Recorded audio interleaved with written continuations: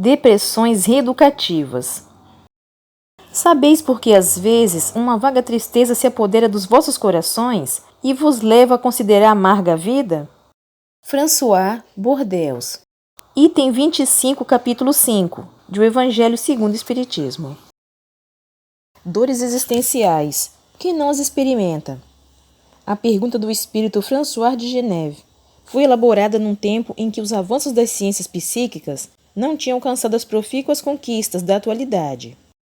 Com o título Melancolia e utilizando o saber espírita, esse colaborador da equipe Verdade deu a primeira palavra sobre a grave questão dos transtornos de humor e sua relação com a vida espiritual. À luz da ciência, depressão primária é o quadro cuja doença não depende de fatores causais para surgir, sendo em si mesma causa e efeito. Depressão secundária é aquele que decorre de um fator causal, que pode ser, por exemplo, uma outra doença grave que resulta em levar o paciente a ficar deprimido.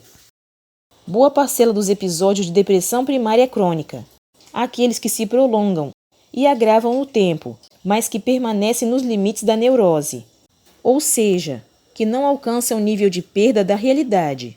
São casos que merecem uma análise sob o enfoque espiritual, graças à sua íntima vinculação com o crescimento interior. À luz da imortalidade, as referidas depressões são como uma tristeza do espírito que ampliam a consciência de si. Um processo que se inicia, na maioria dos casos, antes do retorno à vida corporal, quando a alma, em estado de maior liberdade dos sentidos, percebe com clareza a natureza de suas imperfeições, suas faltas e suas necessidades, que figuram um marcante sentimento de falência e desvio das leis naturais. A partir dessa visão ampliada, são estabelecidos registros profundos de inferioridade e desvalor pessoal, em razão da incipiência na arte do perdão, especialmente do auto-perdão. Nessa hora, quando a criatura dispõe de créditos mínimos para suportar esse espelho da consciência, seu processo corretivo inicia-se na própria vida extrafísica, sem tratamentos muito similares aos dos nosocômios terrestres, até que haja um apaziguamento mental que lhe permita o retorno ao corpo. O mesmo não ocorre com quantos experimentam a dura realidade de se ver em comoção após a morte, mas que tombam nas garras impiedosas das trevas, a que fizeram jus, regressando à vida corporal em condições expiatórias, sob o domínio de severas psicoses, para olhar os frutos das sementes que lançou. Nessa ótica, depressão é um doloroso estado de desilusão, que acomete o ser em busca de sua recuperação perante a própria consciência na vida física.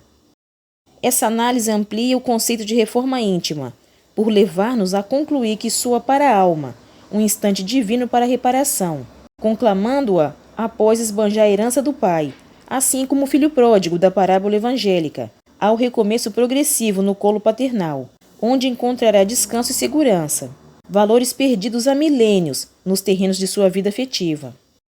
Semelhantes depressões, portanto, são o resultado mais torturante da longa trajetória no egoísmo, porque o núcleo desse transtorno chama-se desapontamento ou contrariedade. Isto é, a incapacidade de viver e conviver com a frustração de não poder ser como se quer e ter que aceitar a vida como ela é, e não como se gostaria que fosse.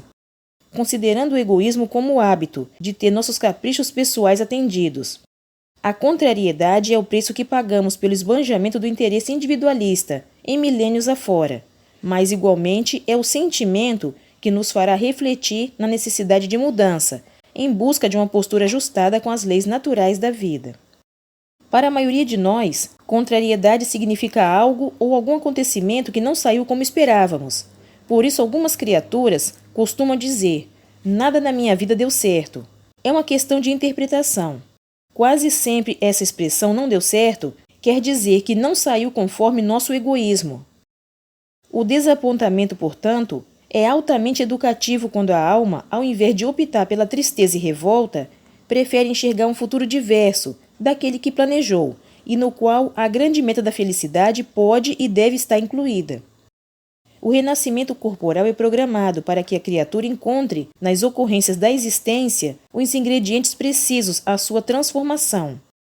Brota então espontaneamente o desajuste, em forma de insatisfação crônica com a vida. funcionando como canal de expulsão de culpas armazenadas no tempo, controladas com a força de mecanismos mentais defensivos, ainda desconhecidos da ciência humana, e eclodindo sem possibilidade de contenção. Um expurgo psíquico em doses suportáveis. Os sintomas a partir de então são muito conhecidos da medicina humana. Insônia, tristeza persistente, ideias de autoextermínio, vazio existencial e outros tantos. Poderíamos asseverar que almas comprometidas com esse quadro psicológico já renascem com um ego frágil, suscetível a uma baixa tolerância com suas falhas e estilo de vida, uma dolorosa incapacidade de se aceitar, menos ainda de se amar. No fundo permanece o desejo impotente de querer a vida conforme seus planos, mas tudo conspira para que tenha a vida que precisa, em vista de suas necessidades de aperfeiçoamento.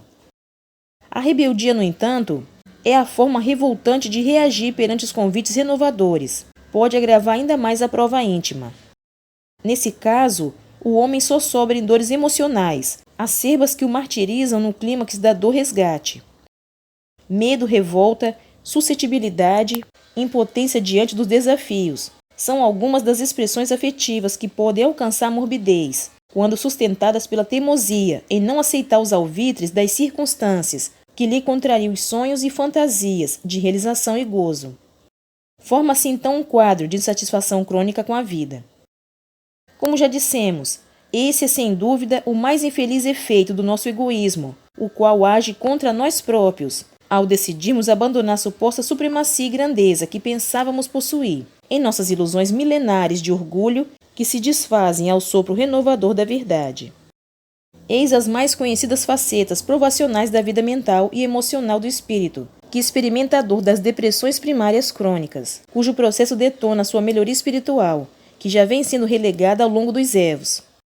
Aflição antecipada com perdas, neurose do apego. Medo da frustração, neurose de perfeccionismo. Extrema resistência com a autoaceitação, neurose de vergonha. Desgaste energético pelo esforço para manter controle, neurose de domínio. Formas sutis de autopunição, neurose de culpa. Nítida sensação de que o esforço de melhoria é infrutífero, neurose de ansiedade. Acentuada suscetibilidade nos fatos corriqueiros, neurose de autopiedade. Surgimento imprevisto e sem razões de preocupações inúteis, neurose de martírio. A depressão assim assinalada é uma forma de focar o mundo, provocada por fatos intrínsecos e endógenos, desenvolvidos em milênios de egoísmo e orgulho. Chamamo-la em nosso plano de silenciosa expiação reparadora. Acostumamos a impor nossos desejos e a imprimir a marca do individualismo. Somos agora chamados pela dor educativa a novos posicionamentos que nos custam, quase sempre, a cirurgia dos quistos de preensão e onipotência, ao preço de silenciosa expiação no reino da vida mental. Somos contrariados pela vida, para que eduquemos nossas potencialidades.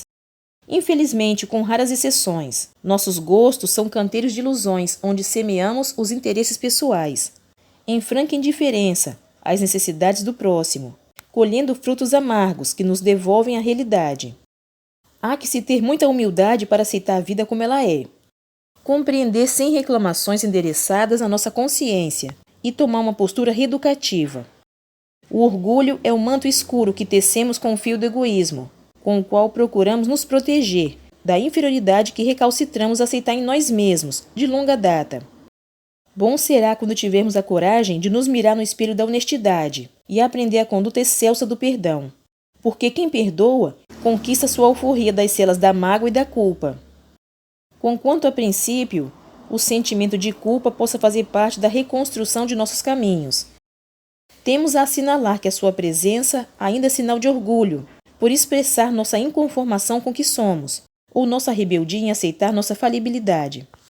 Se o orgulho é um manto com o qual ingenuamente acreditamos estar protegidos dos alvitres vindos de fora, concitamo-nos à autenticidade. A culpa é a lâmina cortante, vindo de dentro que nos retira o controle e exige um novo proceder. Apesar do quadro expiatório, as depressões reeducativas, quando vencidas, trazem como prêmio um extraordinário domínio de si mesmo, sem que isso signifique querer viver a vida a seu gosto, e também um largo autoconhecimento. Passada a prova, ficará o aprendizado. Essa depressão reeducativa afiniza-se sobremaneira com a visão de François de Geneve, porque a maior aspiração da alma é libertar-se das ilusões da vida material e gozar das companhias eleitas. Assim expressa o autor: se no curso desse degredo provação, exonerando-vos dos vossos encargos, sobre vós desabarem os cuidados, as inquietações e tribulações, sede fortes e corajosos para os suportar. Afrontai os resolutos, duram pouco, e vos conduzirão à companhia dos amigos por quem chorais, e que, jubilosos por ver-vos de novo entre eles, vos estenderão os braços, a fim de guiar-vos a uma região inacessível às aflições da terra. Continua no próximo vídeo. Obrigada pela sua companhia. Fique com Deus e até o próximo vídeo.